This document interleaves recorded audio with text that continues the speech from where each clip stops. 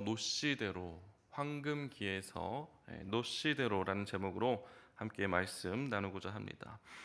오늘 본문은 이제 유다의 왕 르호보암에 대한 이야기입니다. 이 르호보암은 누구입니까? 바로 오늘 이제 21절에 보시는 것처럼 솔로몬의 아들이죠.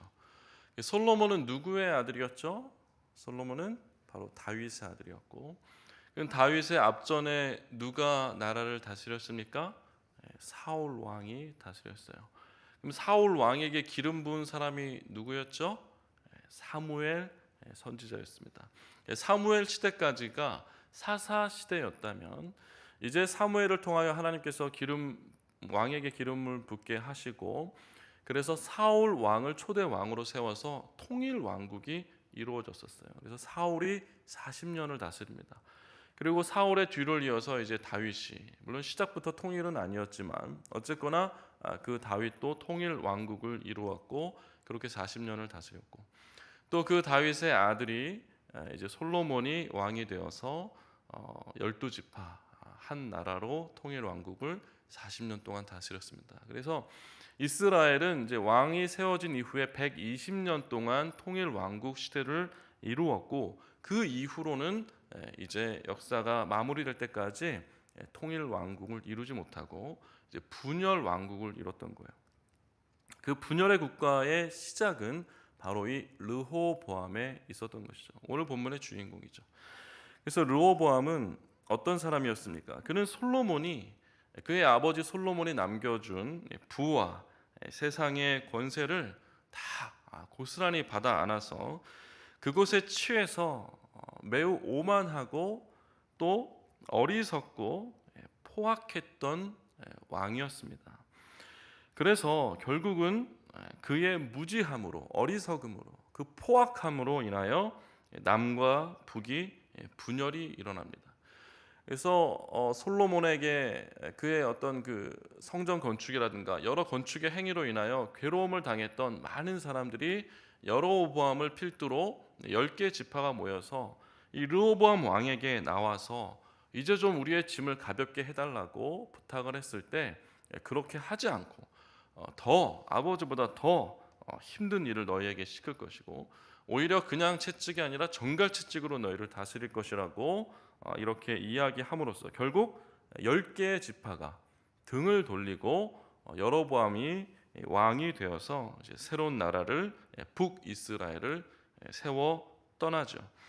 그리고 이제 르호보암은 유다 지파와 베냐민 지파 2개의 지파만을 다스리는 왕으로 이제 세워지게 되는 것입니다.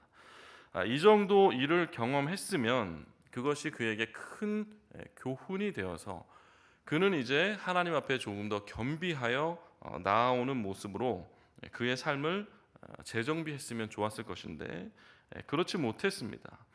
그의 인생은 우상 숭배로 내달리는 치닫는 그런 삶을 보여주고 있는 것이죠.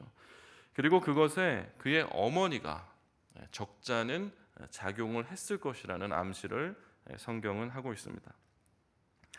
그래서 21절에 보시면 르호보암은 41세에 이제 왕이 되어서 몇 년 동안 통치했다고 기록합니까? 하나님이 택하신 성읍 예루살렘에서 17년 동안 다스렸습니다. 그러면서 21절에 하반절에 보시면 그의 어머니에 대해서 기록을 하는데, 오늘 읽으셨던 것처럼 르호보암의 마지막 기록에도 어머니가 또 등장을 해요. 똑같은 내용이 2번 반복해요. 2번 반복해서 기록한다는 것은 그의 어머니가 르호보암의 통치에 적잖은 영향을 끼쳤다는 것을 암시하는 것이죠. 강조하고 있는 것이죠. 그 어머니는 누굽니까? 이름은 나아마요 암몬 사람이더라. 그렇죠, 암몬. 요단강 동편 길르앗 지역에 사는 이방 민족입니다. 그 뿌리를 추적해 가자면 하나라고 할 수 있겠지만, 어쨌거나 하나님께서 따르지 말라고 했던 이방의 민족이라고, 이방 민족 중에 한 사람이죠. 그러니까 그의 어머니는 솔로몬의 처였던 거예요. 솔로몬의 처. 그래서 그 이름은 나암하고 암몬 사람이었더라. 결국 이 어머니가 어머니가 그 르호보암에게 우상을 섬기는 일을 독려하고 장려하고 또 그것을 막아서지 못하는 그런 모습을 행하지 않았을까. 자, 22절에 보시면은 유다가 여호와 보시기에 악을 행하였다 이렇게 기록합니다. 여기서 유다는 유다 지파와 베냐민 지파 그리고 그 두 지파를 다스리고 있는 르호보암을 포함하는 단어이겠죠. 그 모두가 여호와 보시기에 악을 행하였습니다. 어떤 악을 행하였습니까? 뒤에 자세히 나옵니다. 뒤에서 살펴보고요. 그 악이 어느 정도였냐면 그의 조상들이 행한 모든 일보다 뛰어났다는 거예요. 조상들이 행한 것보다 뛰어났다. 자, 최근에 우리가 아시안 게임을 치렀는데 이제 기록은 어떻게 됩니까? 좋은 기록이 올 아시안 게임에 나옵니다. 근데 그 기록들이 나온다는 것은 뭐예요? 그 전에 치렀던 아시안 게임의 기록보다 최고 기록보다 시간이 지났는데 더 좋은 기록이 나오는 거예요. 그러면 다음에 아시안 게임을 하게 되면 이제 또 더 좋은 기록이 나오겠죠. 지금까지 3연패, 축구 3연패가 최고의 기록이었다면 다음 아시안 게임에 우리나라가 또다시 축구에서 금메달을 따면 이제 축구 4연패, 그렇죠? 이것이 이제 기록이 되는 거예요. 그러니까 좋은 기록은 계속해서 갱신되는 것이 중요하죠. 그런데 여기서 참 안타까운 것은 그 조상들이 세운 좋은 기록들, 다윗이 얼마나 하나님을 경외하고 섬겼는지, 그보다 더 르호보암이 하나님을 섬기고 경외하고 또 그를 따랐더라.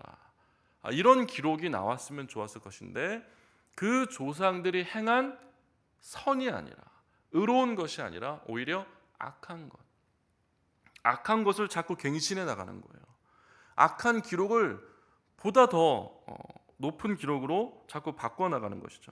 뭔가 청출어람으로 그 시대를 좋은 방향으로 이끌어가는 것이 아니라 오히려 설상가상, 악을 쌓았는데 이제 무너질 판인데 그 위에 또 더 높게 악을 쌓아서 이제 초읽기에 들어갈 수밖에 없는, 반드시 멸망할 수밖에 없는 그 길을 택하고 있는 안타까운 모습을 보고 있는 것입니다.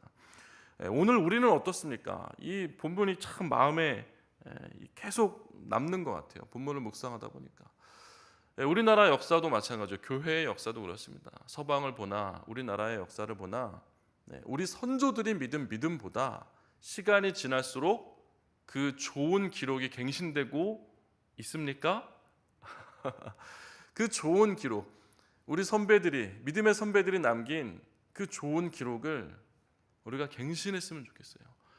그 갱신하는 방향으로 나가는 것이 사실 우리가 살 길입니다. 우리가 살 길이에요. 오늘 성경은 그것을 분명하게 이야기해주고 있는 거예요.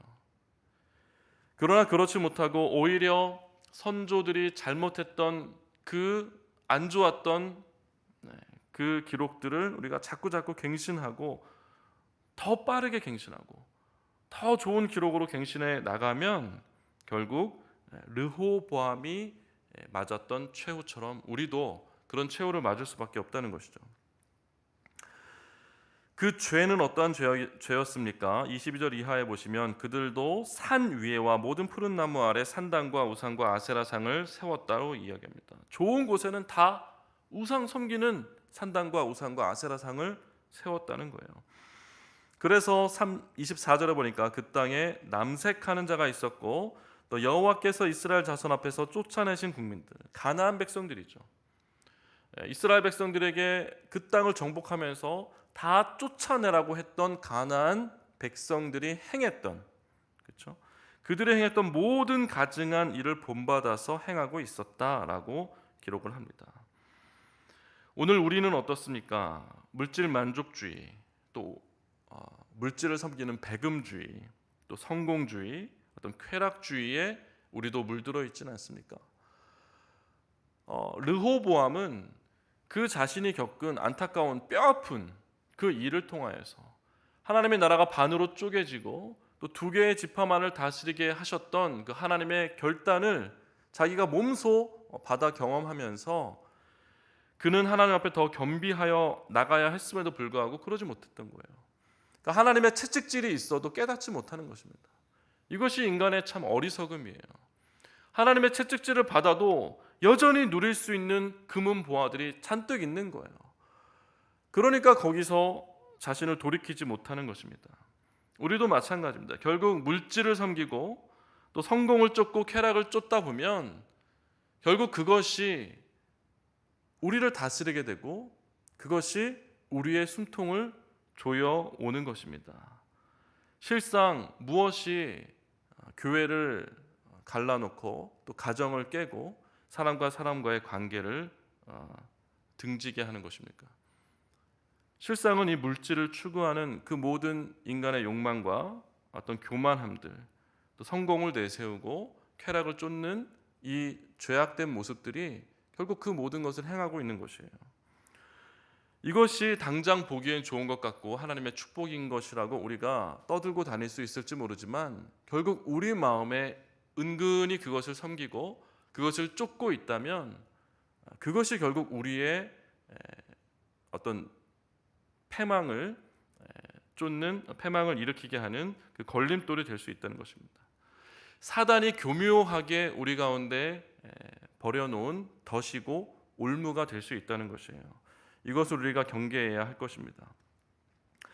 두 번째로 보시면 25절에서 29절까지 내용입니다. 하나님께서 이스라엘 백성에게 큰 축복을 주셨어요.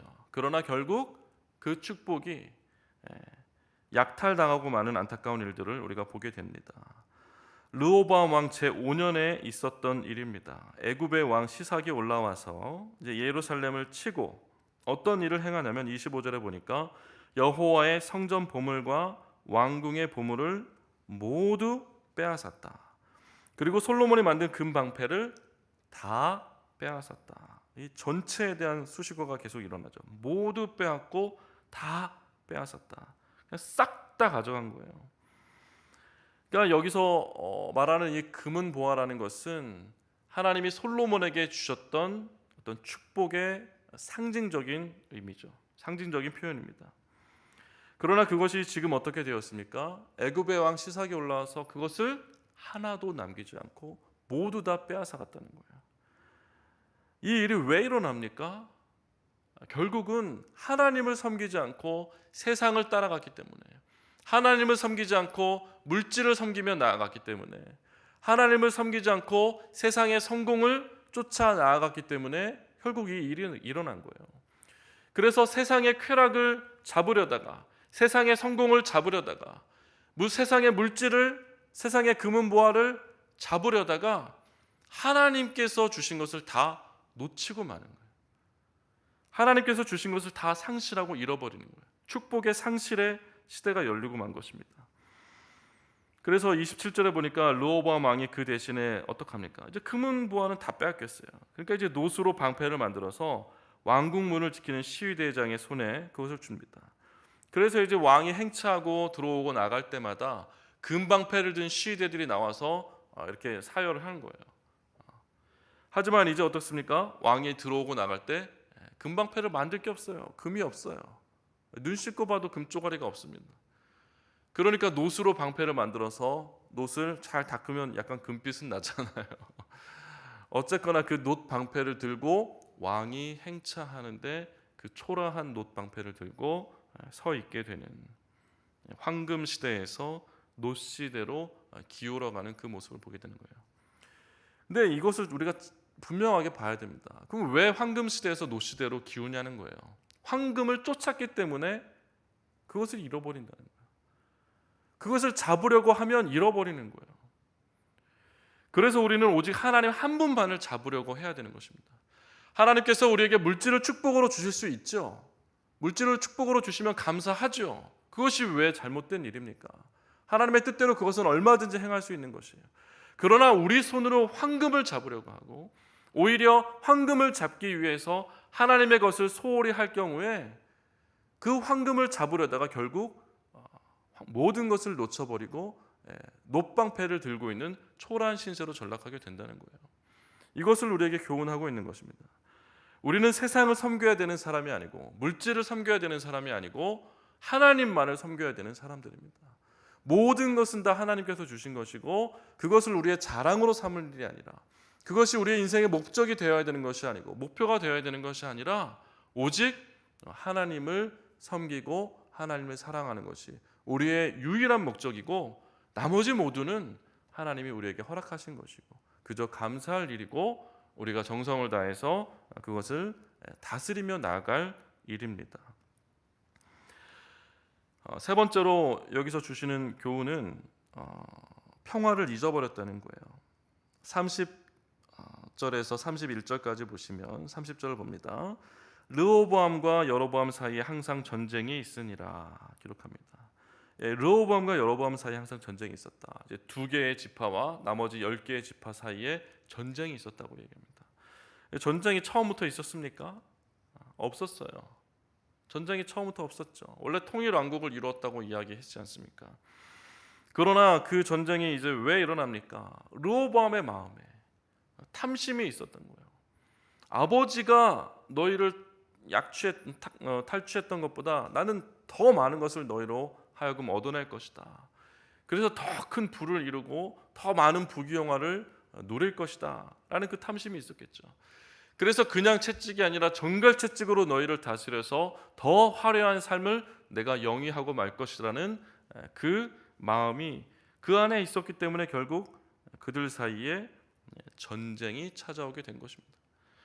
죄에서 전쟁이 비롯되게 된 것이에요. 이게 얼마나 안타까운 일입니까?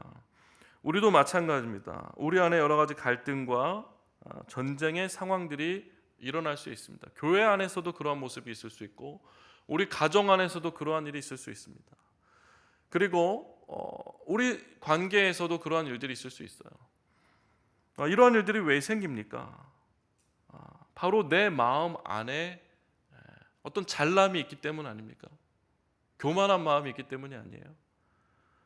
저도 목사지만 제가 결혼을 해서 신혼 때 부부싸움을 많이 했을까요? 안 했을까요?